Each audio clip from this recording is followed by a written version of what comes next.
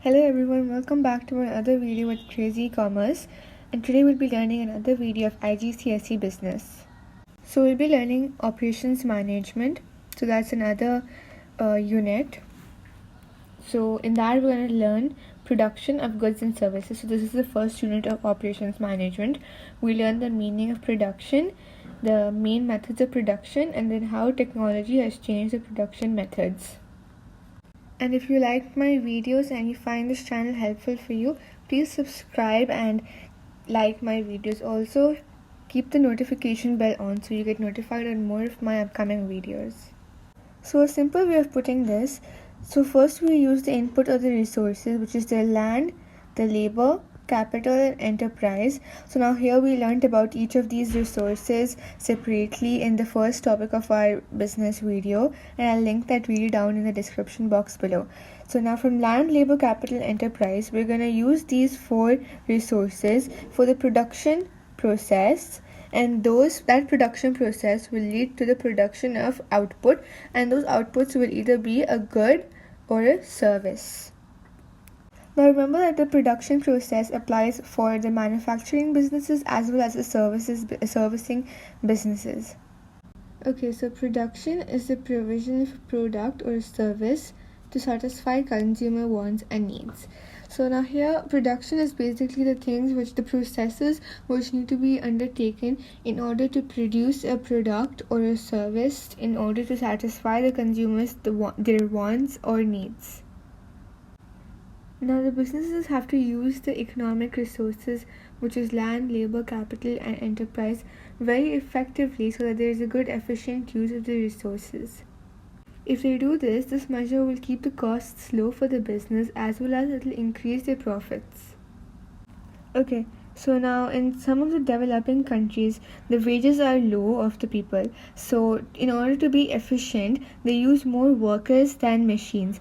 And the measure of using more workers and machines will mean that kind of business is a labor intensive business.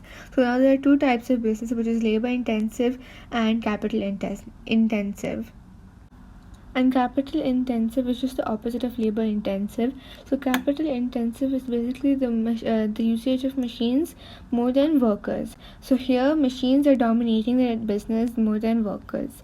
And examples of a labor intensive business could be like normal everyday offices where labor is used more than the machines. And capital intensive could be those manufacturing businesses which need to produce goods every day and in large amounts. So those kind of businesses will use capital intensive methods. So in an operations department, there are three types of managers. So first is a factory manager, a purchasing manager, and the research and development manager. So the factory manager is responsible for the quantity and the quality of the goods, the maintenance of the product line, and any necessary repairs.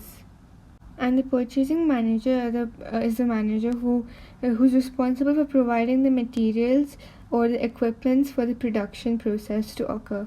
So they purchase the raw materials or the goods needed for producing a good from other companies. And last is the research and development manager. So this person is responsible for the design and the test for the new products and the production processes. So this is similar for a retailing business. Only thing that in a retailing business, this department will be similar, but the factory manager is going to be the manager for the shop. So it's not going to be the factory manager, it will be the manager for the shops. Okay, now for example, in 2015, there are 50 workers and the output is 100 goods. And in 2016, the workers are 30 and the number of goods produced is 100. Now to calculate the labor productivity, the formula is output divided by the number of employees. Now in 2015, the output is 100 and the workers is 50. So we do 100 divided by 50, which is equal to 2. So the labor productivity in 2015 was 2, and in 2016 the output was 100 and the workers were 30. So it's 100 divided by 30, which is then equal to 3.3. So 3.3 is more than 2.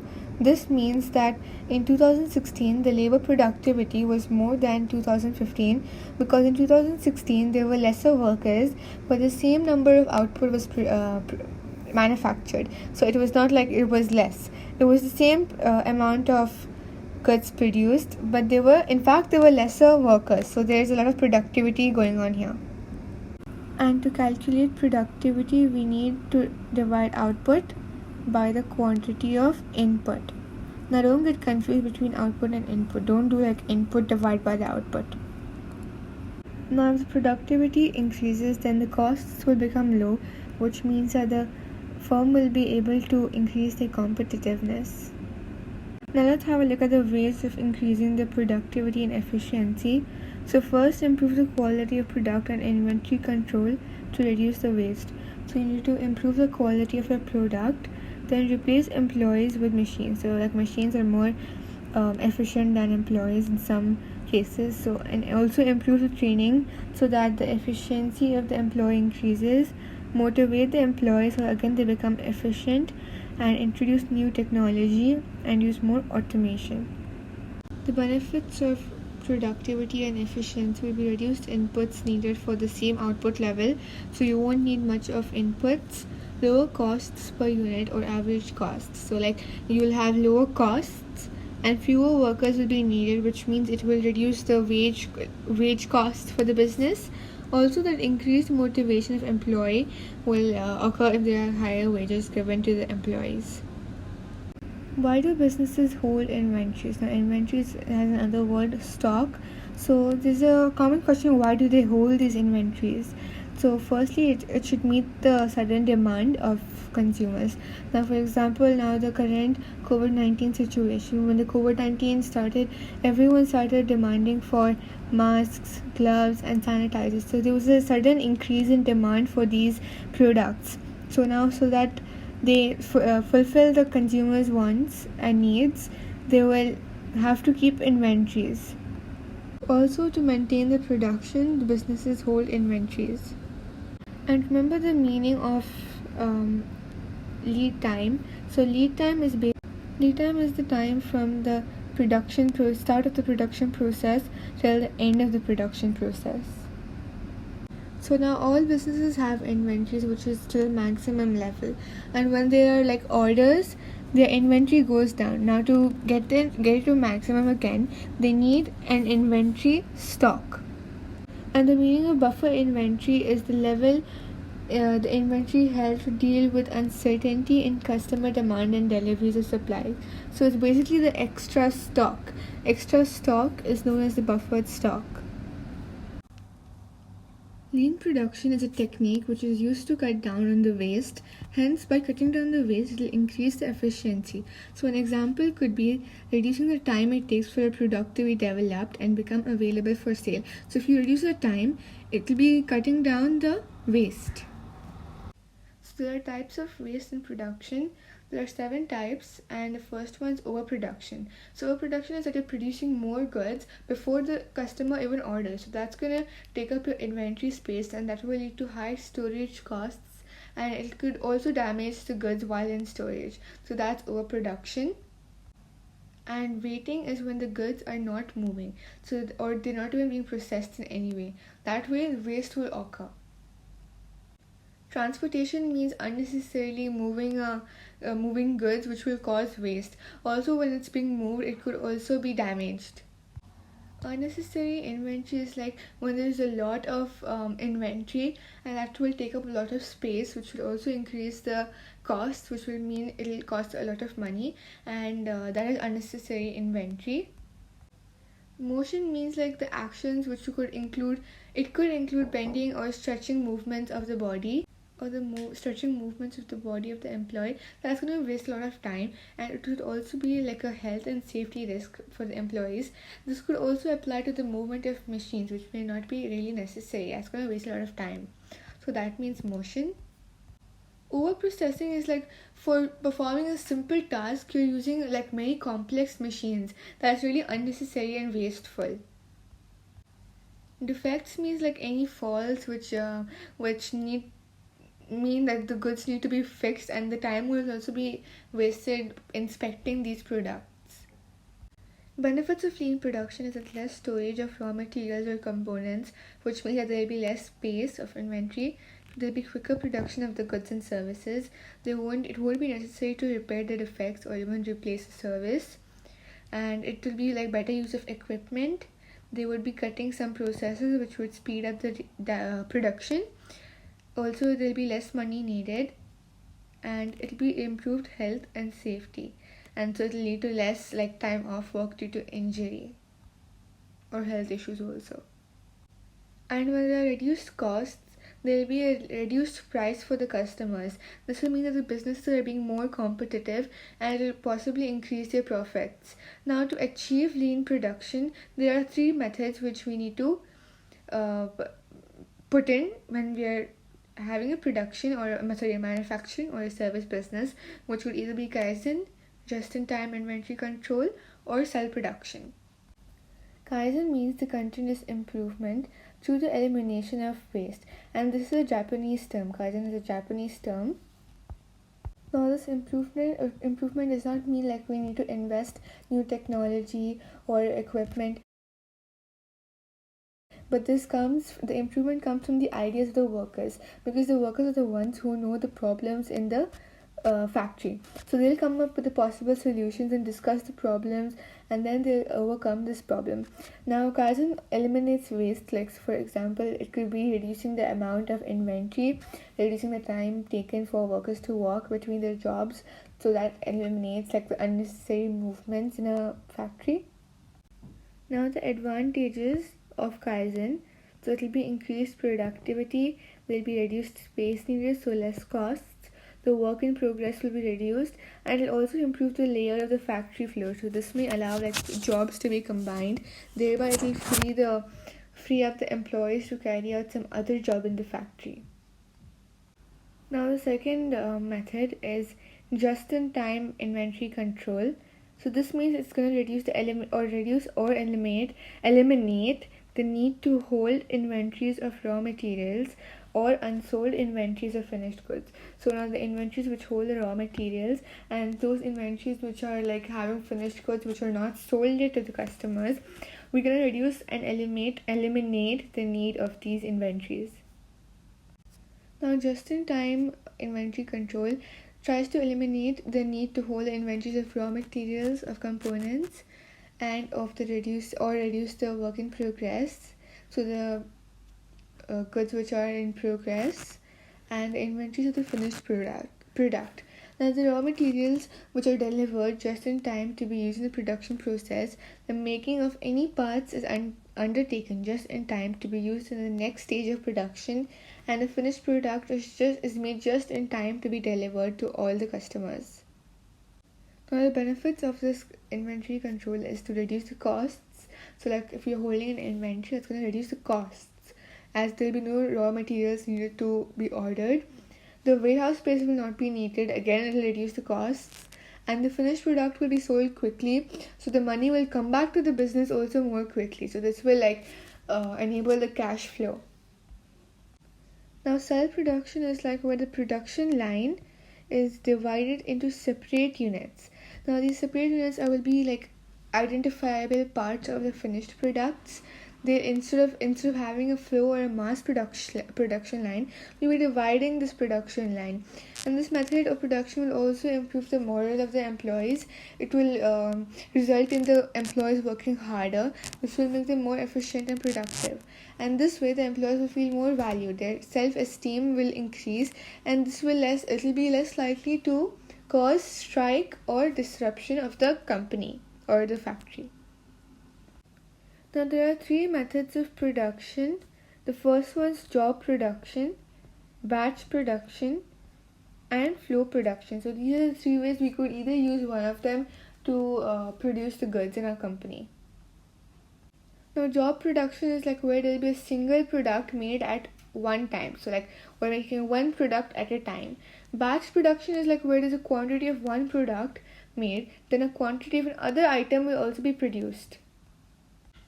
Flow production is where the large quantities of a product are produced. So this could be like large manufacturing companies. They need like large quantities of a product to be produced. So this will like it will need to be a continuous process of production.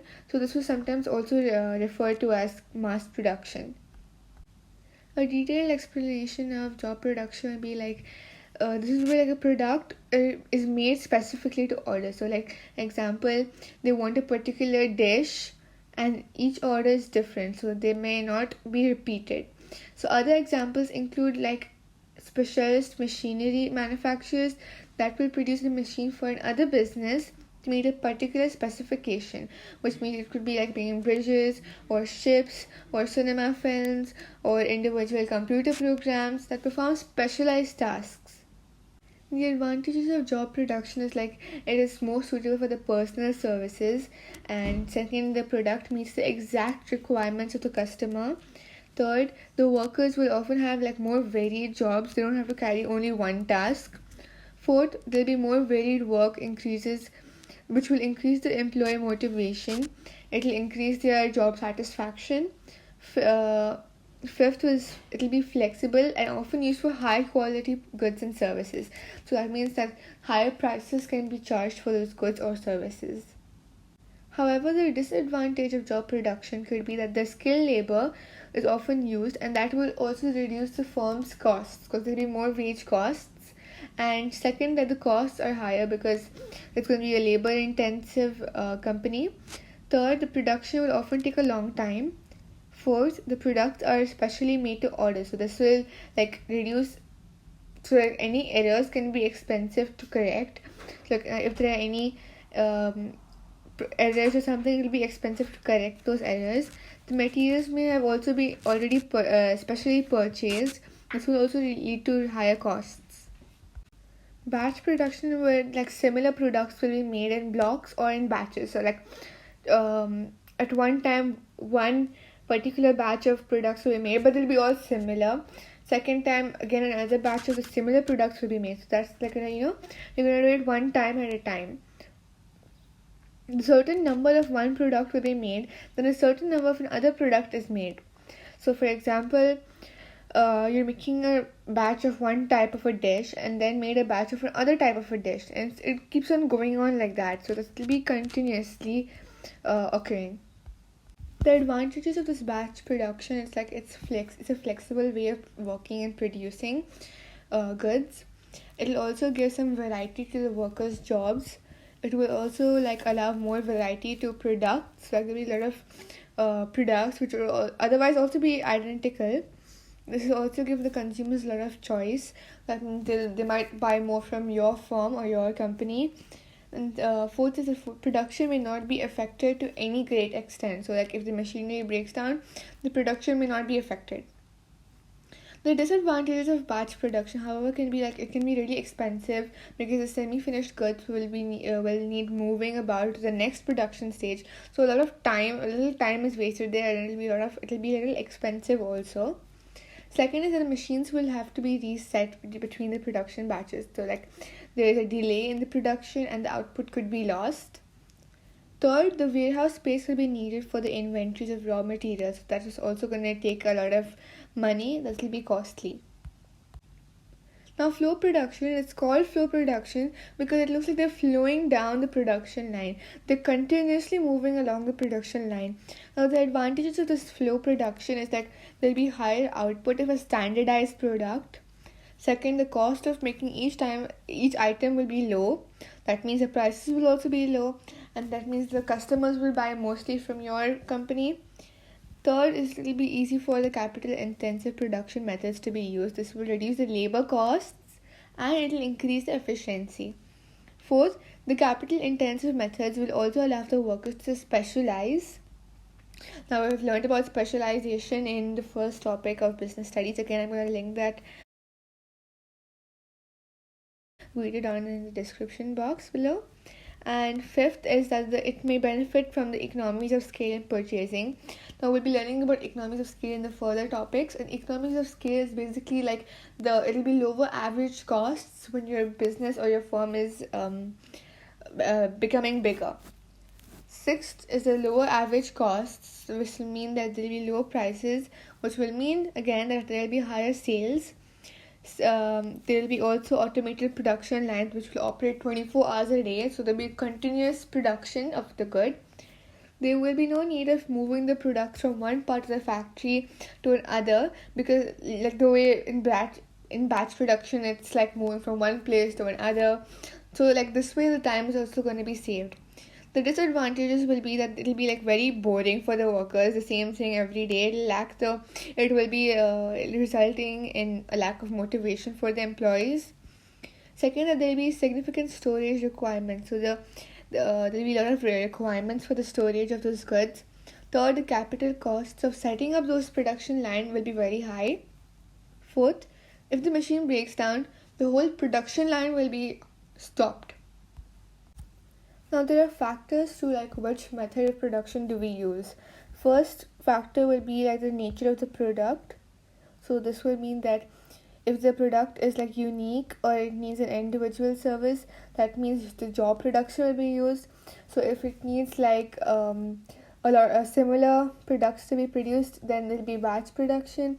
Or if it needs to be there need to be like a mass production of goods, it will be flow production. So that way we need to know the nature of the product and the size of the market.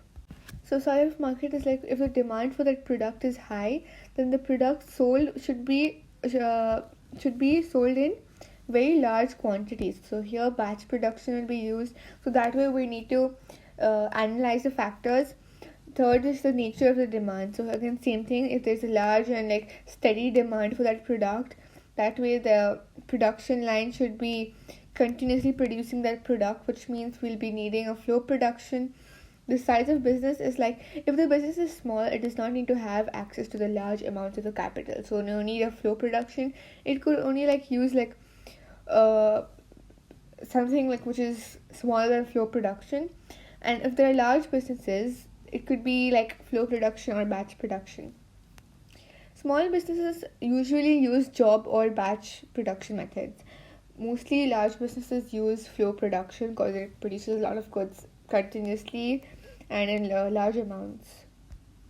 Now we'll see how the technology has changed these production methods. So first is automation. So automation is basically like where the equipment used is controlled by a computer. So example, if you're the paint spraying on a car in assembly line, so that's by automation. There's a computer which is controlling the equipment to carry out the mechanical processes.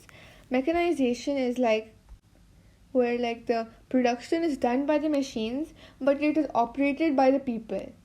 And CAD, which is computer aided design.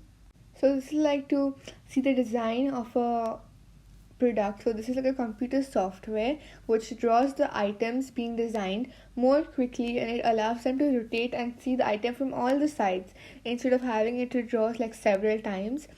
CAM, which is computer integrated manufacturing. Sorry, not computer integrated manufacturing. CAM is the computer aided manufacture, where it is computers monitor the production process and they control the machines or the robots on the factory floor. CIM is computer integrated manufacturing. So here total integration of the computer aided design and the computer aided manufacturing. So the computers will design the product and will link it directly to the computers that aid the manufacturing process, which help the manufacturing process. Now even there are electronic payment methods. First is EPOS, which is electronic point of sale. So this is used at the checkouts where the operator scans the barcode of each item individually. So here the price and the description of the item is displayed on a checkout monitor and it is printed on the receipt. Now this inventory record is automatically changed to show one item has been sold, and if the inventory is low, then more inventory can be automatically ordered. Now this is the first method of payment. Second is EFT POS, which is electronic funds transfer at point of sale. So here it is where the electronic cash register is connected to the retailer's main computer.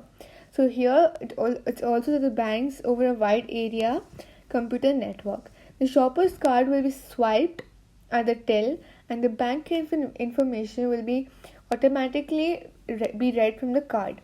Now the money will be directly debited from the customer's account after they have signed from the debit to be made, or have maybe they have entered their PIN.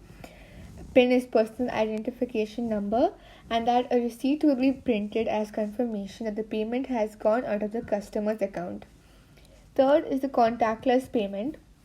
Contactless payment is like increasingly being used in many countries. So it's a fast and easy and secure way of purchasing that are less than a small amount. So for an example, like in UK, this is $30 or less, £30 or less. Like if you're paying £30 or less, you could use this method of contactless payment. So larger transactions can be made, but then a passcode or a fingerprint needs to ensure that this is a current transaction. The prepaid debit, charge, and credit cards, such as these smartphones and tablets, also can be used to make these contactless payments. It works by the contactless device having an antenna. When it is touched against a contactless terminal, it securely transmits the information about the purchase. Advantages of new technology. So first, the productivity will be greater, so there will be more efficient production methods being used. This will reduce the average costs of the firm. There will be greater job satisfaction, which stimulates the workers, as routine and boring jobs are now done by the machines. There will be more skilled workers because they'll be needed to use and maintain the new technology. There will be better quality products because the producer produced owing to more accurate production methods, and quicker communication because now it'll be reduced paperwork and it'll lead to increased profitability. There'll be new high-tech products, so it'll be introduced as new technology makes completely new products available. Also, the information that is available to the managers through the use of IT will be much greater, so this will result in better decision making. The disadvantages of technology could be that the unemployment could rise, because here mostly the machines will be doing the production, so there will be a lot of unemployment. People will be losing their jobs, which could also result in fall in the economy, and it would also be expensive to invest. Now technology is not cheap. It's going to be really expensive to invest into the new technology products and machinery. The employees will be unhappy because there'll be changes in their work practices when the new technology will be introduced. There'll be new technology which will keep coming, so it'll keep changing all the time, and it'll often become outdated as well. So it'll be quite quickly replaced. This is the end of our today's topic, and I know it's a really long video, but do watch it because it's really going to be helpful for you, because the topic's also really long. It's about production. It's not an easy topic, so if you understand it properly, it's going to be good for you. And please subscribe to my channel so that you get more videos on business, accounting, and economics IGCSE curriculum. And also please keep the bell icon on so that you get notified for more of my upcoming videos, and like the video if you found this useful. Also mention to me in the comment section below if you would like the text form of explanation, or you like the written form, like this way of explanation. Thank you very much for watching, and have a good day.